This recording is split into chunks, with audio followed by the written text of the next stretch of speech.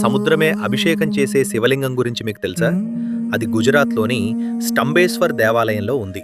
ఇక్కడ రోజుకు ఖచ్చితంగా 2 సార్లు సముద్రం గర్భగుడిలోకి ప్రవేశించి శివలింగానికి జలాభిషేకం చేస్తుంది. శతాబ్దాలుగా ఇదే విధంగా జరుగుతూనే ఉంది.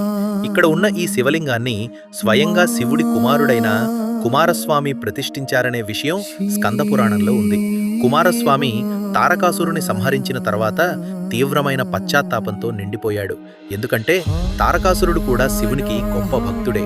ఆ మనోవేదన నుంచి కుమారస్వామిని విముక్తి చేయడానికి విష్ణు భగవానుడు ఒక పవిత్ర స్థలంలో శివలింగాన్ని ప్రతిష్ఠించి మహాశివుడిని ఆరాధించమని చెప్తాడు. ఆ పవిత్ర స్థలమే మహీనది. అరేబియా సముద్రం కలిసే ఈ ప్రాంతం. ప్రతిరోజు అలలు ఎగసి వచ్చి ఆలయపు మెట్లను గర్భగుడిని ముంచి అక్కడ ఉన్న శివలింగానికి జలాభిషేకం చేస్తాయి. అందుకే దీనిని అదృశ్య దేవాలయం, గాయబ్ మందిర్ అని కూడా పిలుస్తారు.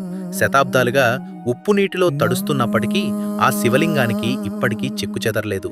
కుమారస్వామి పశ్చాత్తాపం, మహావిష్ణువు మార్గదర్శకం, మహాదేవుని కరుణ ఇవన్నీ కలిసిన ఆలయమిది. ప్రతిరోజు సముద్రపు అలలు తగ్గగానే వేల సంఖ్యలో భక్తులు వెళ్లి స్వామివారి దర్శనం చేసుకుంటారు.